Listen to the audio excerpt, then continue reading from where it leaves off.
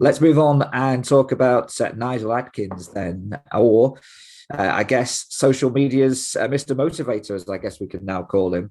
He's at Charlton. He's back in the game, and there's an interesting dynamic here, Mike, because he's all over social media. He is spreading positive messages every single day, and it's fantastic to watch. But he at the end of the day is quite logical as well, isn't he? He's not all about emotion. As if you just watch this video, you could be forgiven for thinking that. But there's another side to Nigel Adkins. Yeah, when I first got into personality typology and in the early days at the beginning, you think you see what makes people who have emotional flow states and very people orientated and stuff like that. My automatic assumption straight away was that Nigel Adkins, he's got to be in the emotional realm. He's a people person. He's not a logical person, but he is very, very logical. And I think it kind of explains why there's this kind of thing to him that the first time you come across him, you're like, who is this guy? He's like really happy clappy. It's a bit over the top. It's a bit forced. And I think it's just this emotional aikido. He doesn't get it. It's not a strength. The incentives there, the right motivations are there, but it's not like, some people just navigate the emotional world really comfortably. They can make people do things that they want by just being, the way that they deal with people and stuff like that. Whereas with Nigel Adkins, it feels a bit in your face that I've got this message for you and you need to listen. And, and it feels a little bit forced. And this is because these are tools essentially that he's picked up over the years. And there's a real good reason why he wants to help people, because he understands that without people on side, you can't get things done. But he's all about the getting things done.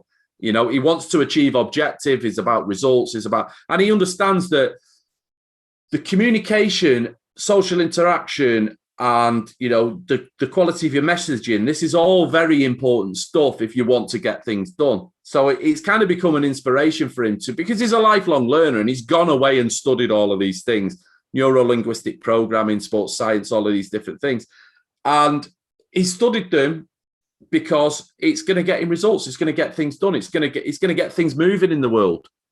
So that's why, the why he's got all these tools and why he's got all of these skills to be able to say the right thing, to lift people, to motivate people, even though he's not an emotional person. I'm going to ask you about the learning side of things a bit later on, but since you just mentioned it, we may as well talk about it now. One thing when you read about Nigel Adkins that comes across is, the intelligence, but also the willingness to graft and his ability to just soak up information and take on new challenges. For example, when he was playing at Tranmere, he involved himself in being a manager of it was Birkenhead's Sunday League 5th Division. That was the level that he went to. He set up a soccer school as well while he was there. He joined several panels as well. Then he got his degree, of course, because he felt as though he needed something to fall back on. This is a man who seemingly never sits still. There's always something that he wants to do, something that he wants to achieve, and there's always, as you say, information to be gained.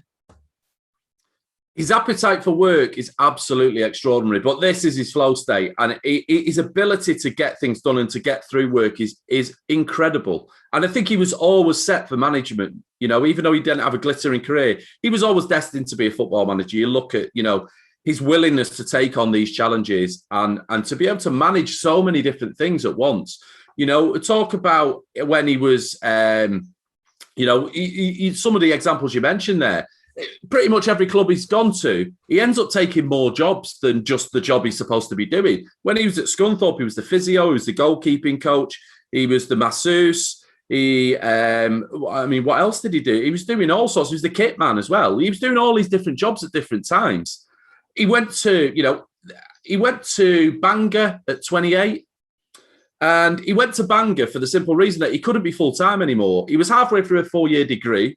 He had 2 kids. The second one had just been born. And he's thinking, I'm going to have to cut my workload here so I'll go into the semi-professional game.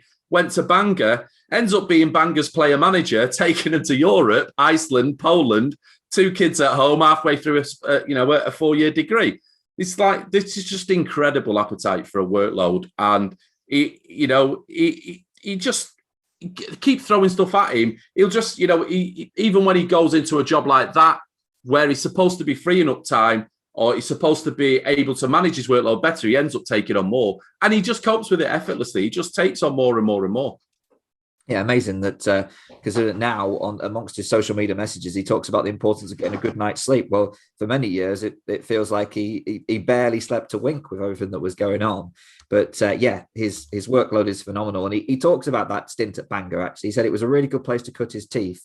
He credits that experience with helping shape him as a manager and talks about it was the first time really when they were in Europe that he encountered post-match interviews. The media wanted to talk to him for the first time after that game.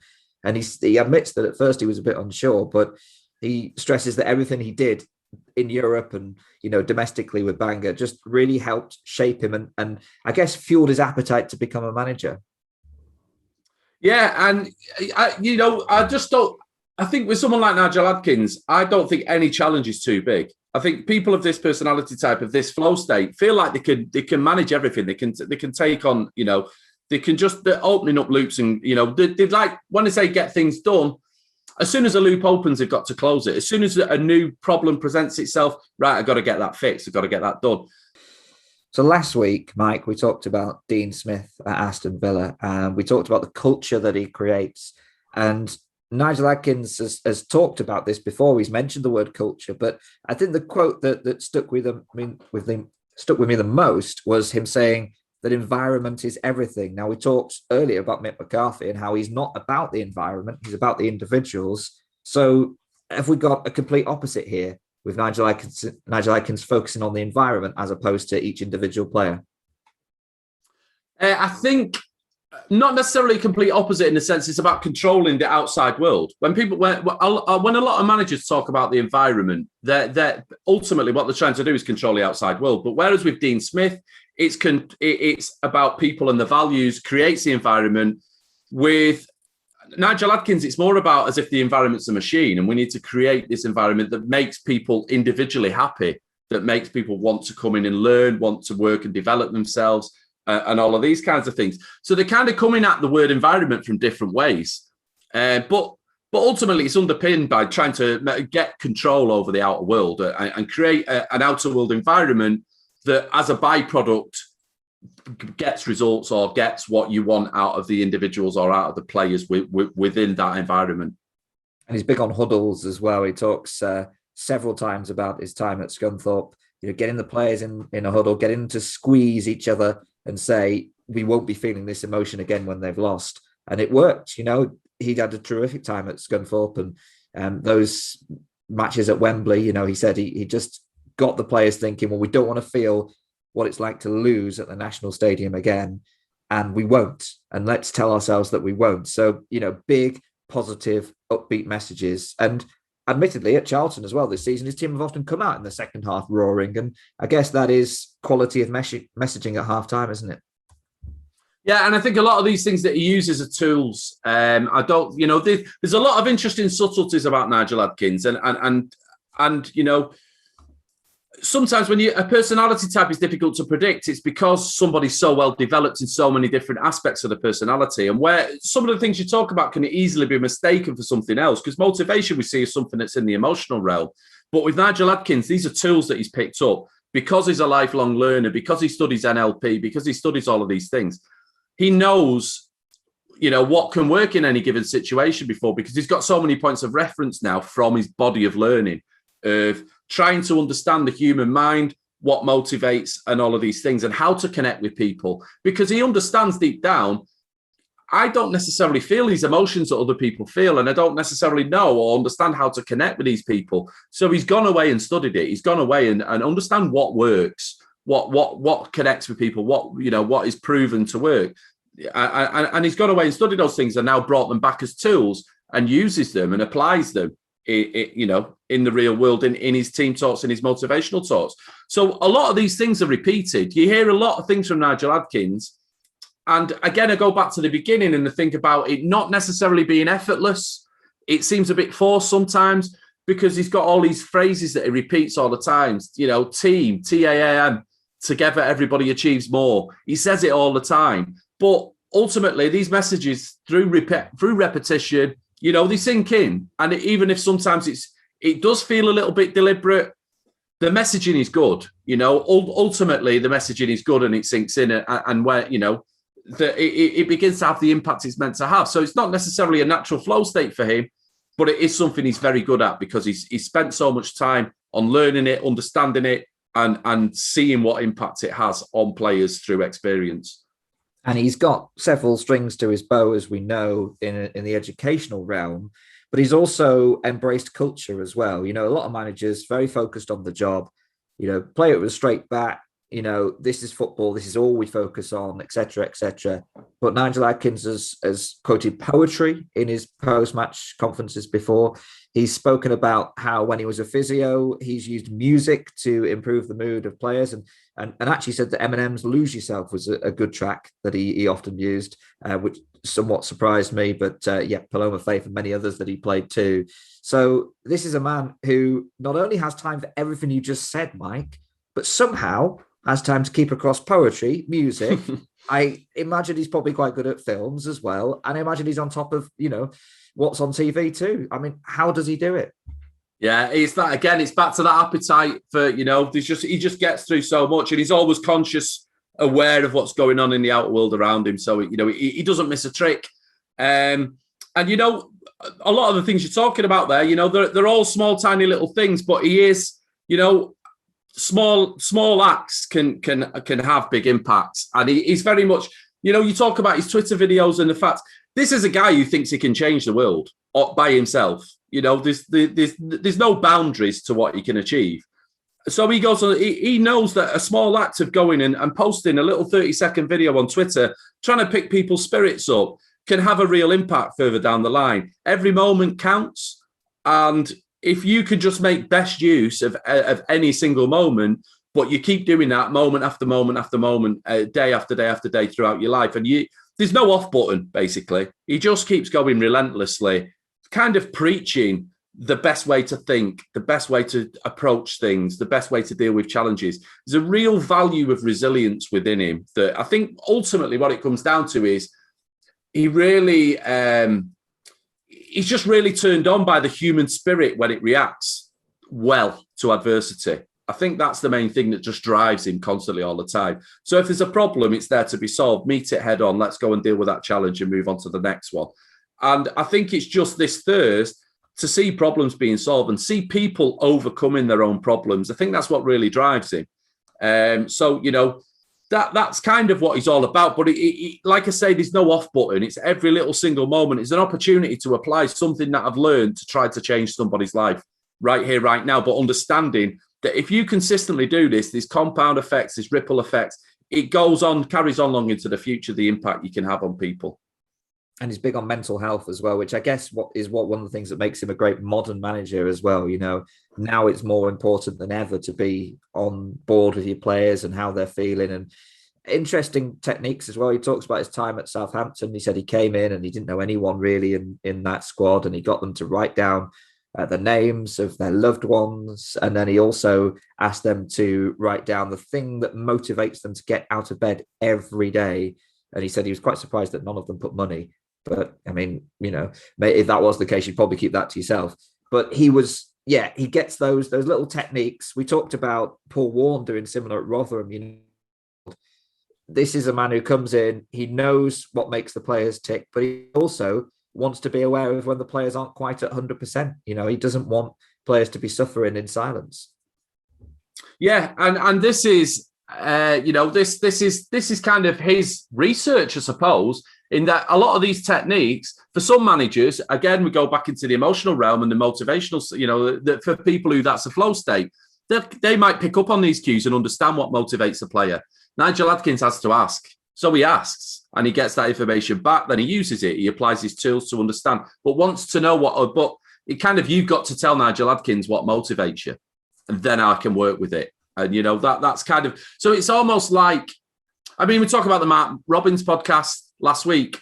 And Mark Robins, again, another manager that kind of emotionally doesn't get certain things, don't understand why people get so emotional about certain things. So his way of connecting people is to help others. He tries to be as helpful as he possibly can. This is Nigel Adkins, but whereas with Nigel Adkins, he helps others by understanding aspects of the mind and going away and studying these things and here's a tool that you can use to, for personal development. And he's always pushing this thing of learning and trying to get people to grow and develop themselves. So it's kind of the same thing going on, but ultimately, this is not a flow state. It's not, this is a manager understanding, okay, this is not necessarily my strength. I'm going to go away and study it. I'm going to get better at it. Then I'm going to use it. And before we talk about what the future holds at Charlton, one of the very interesting aspect that I sort of found out about Nigel Adkins, and when doing the research, is that he said 2 or 3 times actually, whenever he's come into a job, that he doesn't want to be surrounded by yes men. He wants his assistants and his coaches and the people who work with him to pick his brains, basically, to say, well, why we're taking that approach, why that formation. And he also wants them to throw in suggestions. And he said he often takes a back seat as well, lets them do the talking and then plays devil's advocate and questions and, I guess digs a little deeper.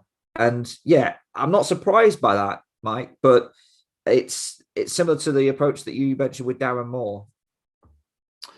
Yeah, it is actually, and a completely different personality types. But I think also as well, it goes back to the learning thing, in that if everybody just goes through the motions, you're not learning anything. And there's this real thirst for learning in pretty much everything that Nigel Adkins does. So, if you create that environment for people to challenge each other, then you've got there's things to be learned in every little interaction. Again, we're back to small interactions and how they can have a wider impact over time. So to create that environment, to create that culture where people do challenge each other, you're constantly pushing yourselves to learn and develop and not just rest on your laurels. The way that you're doing things are right and it's always going to be right. So let's just go through the motions because we're working to a system that kind of runs itself. That's not the way he sees things. He wants to always constantly. He's very future focused. So he's kind of always wanting to understand that what's going to happen in the future is better than what we've got now. Even if things are really good now, it can be better in the future. We can improve, but we can only improve by challenging and really trying to push further and further and get more done and understand ourselves better again in the future. So with that in mind, then, is he already halfway through next season with Charlton? Is he already thinking about the January transfer window?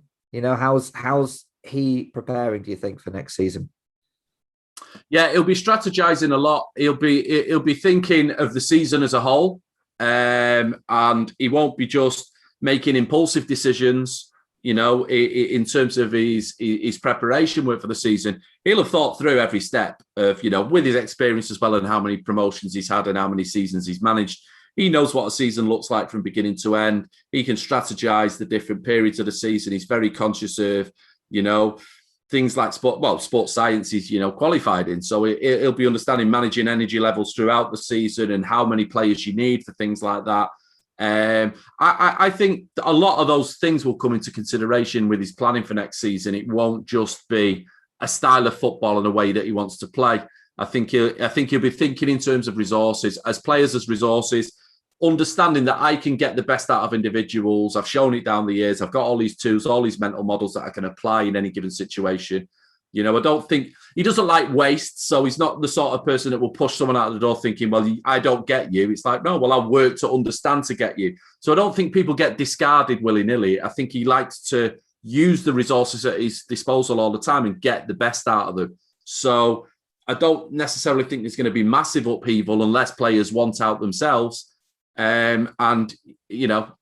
will be thinking in terms of resources and managing a whole squad as opposed to thinking about a certain style of play and certain types of players on a football level that he wants or anything like that. He'll want to be able to play in different ways potentially and have the resources to do that.